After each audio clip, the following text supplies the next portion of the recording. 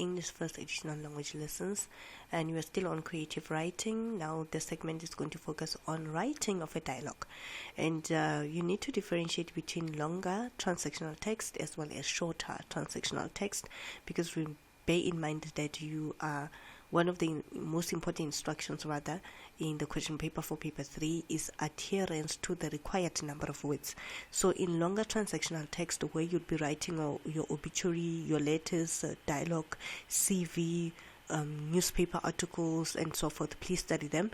Know that the required number of words is 120 to 150 words for FAL.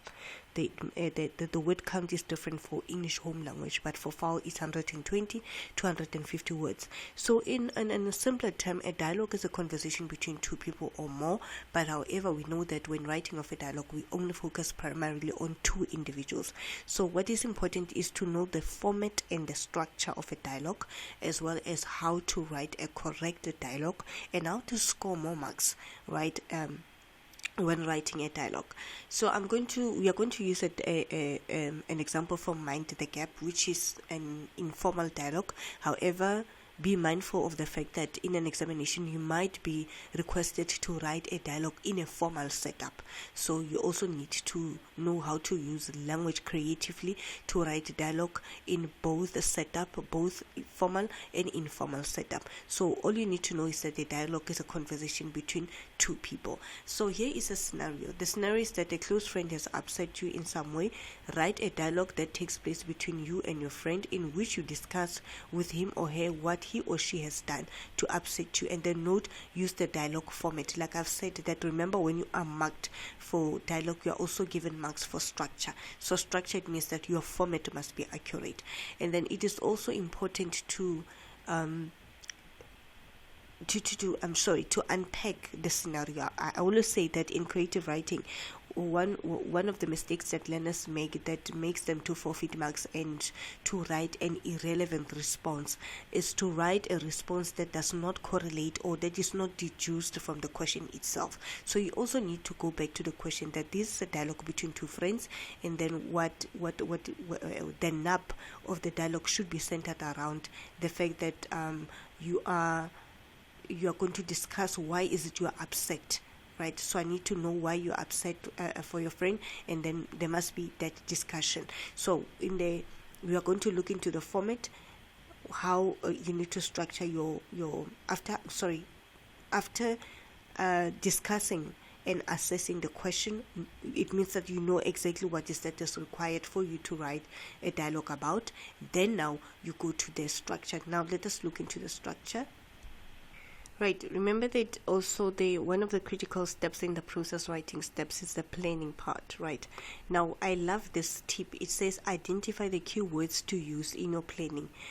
In the question above, the key words are close friend. It means that this is a discussion between two friends, and then the mood is that you are upset in some way, and then you are going to discuss what is that has upsetted you, right? So also these are the key concepts from the question. Please do that, because it means that you would actually be confident that the response that you have crafted is actually relevant, because you can have a response, but a response that is rather irrelevant because you did not address the key concepts of the question. So I think this can also be helpful when you write, and then when you plan, you go back to the question and then you outline those key concepts to say, okay, is this a dialogue centered around a happy mood where you are just stating something that happened to you, and then you are sharing a happy moment with a friend?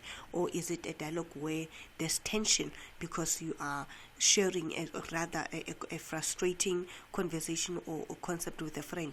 And in the case of this dialogue, of course it's centered around tension because you are upset with your friend. So the manner in which you need to write your dialogue, there's something that I need to correct from this format. I would say on your paper, where you write the names of the character, and then you are also going to use your semicolons. We are going to use your semicolons to show your semicolons to show Mpo and Andile semicolons. Rather have a straight line mine is not straight, but when you write have a straight line, then here it will be the names of the character, and then the conversation will start just after the straight line. So even if you don't draw it, you can just use a light pencil to draw it. Why? So that it can be easier for a marker to note this is the character and this is the character's response, right? And then you always not forgetting what the semicolons. So you are going to have mpo and andile, mpo andile, mpo andile, mpo andile, but then I'll say have a straight line even if you don't draw it, so that the names are on your left margin, and then on the right you have a conversation again, so that it can be easier for a marker to note where the names are and when the conversations are, right? Correct. Now, once you have done the planning part, you have outlined the key concept from the question, you have established what is the conversation or the nature of the conversation between the two individuals that you are going to write about. You also need to start your dialogue not outrightly with the conversation. Have a short line that establishes the conversation. To say, for example, a conversation between a boss and an employee, right? You have that one line. Here it's going to be argument between two friends, Mpo and Andile. So always have a line that establishes the nature of the conversation and sort of introduces the conversation that you are going to write. Don't just start with the character and the conversation. Start with a short line that establishes what the nature of the conversation and sort of introduces, like I've already alluded, it introduces what the conversation.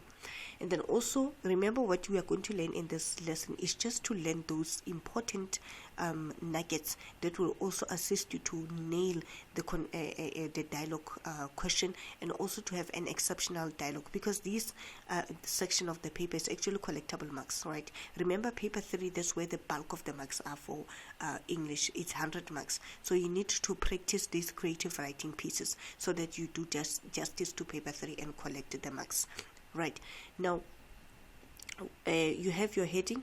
Like I've already stated, your dialogue must have a heading, and then the format, I've spoken about the format, that the characters must be on one side, then a semicolon, and then the conversation should be on one side, so that your work is neat, and then it makes it easier for the marker to read your work. And then you start with the first character, right?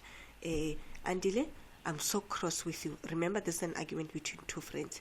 Determined, in brackets, you took my maths book out of my bag and copied today's homework.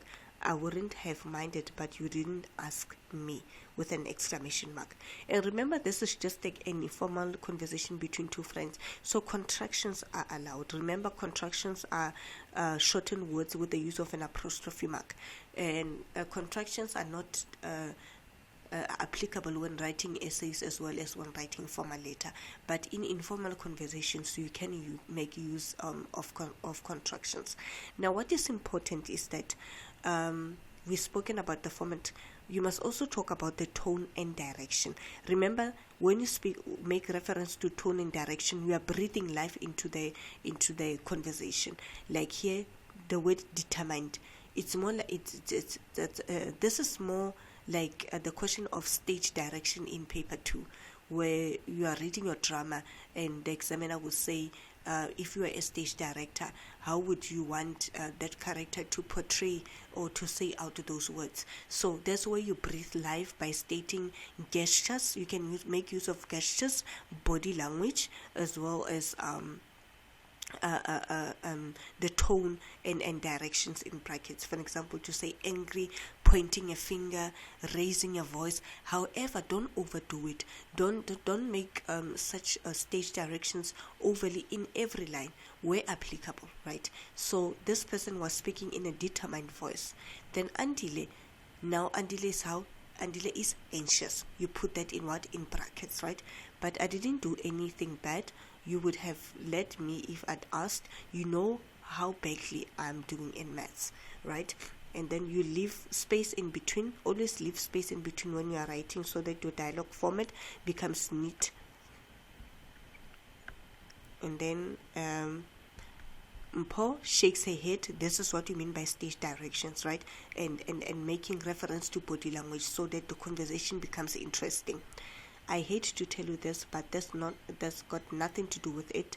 Of course, I would have lent you my book, but you didn't respect my privacy or ask my permission. Again, exclamation mark. Andile, apologically, I'm sorry, I wasn't thinking properly and I took you for granted. And then pleading in bracket, will you forgive me, question mark. And then Mpho, it says thinking, and then puts her head on his shoulder. Hey, that's all right. I just had to get it off my chest, but next time ask me. And then Andile, okay, and maybe I should be asking for help with my homework and not just copying yours. Now, the same way that you had an opening statement where you introduced the dialogue to say argument between two friends, I would say also have a closing line to say the two hugged and smiled at each other. Then you have closed the dialogue. So when you write a dialogue, we must see how the conversation started to where it got heated until now we have a resolution.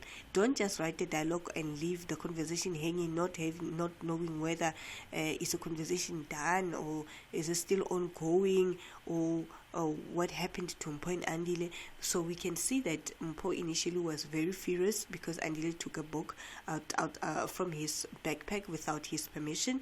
But then, however, towards the end, they reached a conclusion because at the end of the day, he was very remorseful, and he said I'm sorry, and then thinking and puts her head on his shoulder. Hey, that's all right. By saying all right, it means that she's accepted Mpho's apology.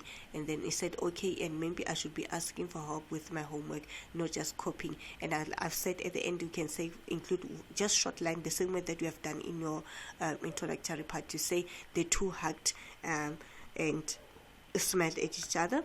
And then longer transactional text should be between 120 and 150 words. Now let us look into the checklist and check what is that you need to check to verify and proofread that the dialogue that you have written is actually accurate. Right. Text type. I understand the feature of a dialogue. Feature of a dialogue is that a dialogue is between two individuals. And then the topic. I understand the topic I have chosen. And then planning, you have planned, for an example, like we have started where we took the key concept from the question to say the discussion between two friends, and then the other friend is upset and so forth. So you take the two. And then purpose, you understand the purpose of a dialogue. And then format, like I've shown you, that is characters one side, semicolon, and then the response on the other side.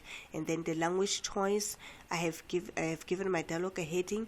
I have written the name of the speaker with a colon after his or her name, and I have included the speech and action direction in a bracket. What is important is to have those action words like shaking heads, raising voice, and so forth. And then I have chosen my words carefully to make my dialogue interesting and my ideas link to the topic. This is very much important. And then also did my dialogue also have a conclusion, in as much as you may have your introduction that this is a conversation between two friends, an argument between two friends. After an argument, what is the resolution? And then towards the end, you can also have a closing line, the same way that you had an opening line. This is a very easy format of writing, and I believe that the lesson was helpful in helping you to write an appropriate dialogue. Thank you so much. Don't forget to stay tuned, to subscribe, and share the link.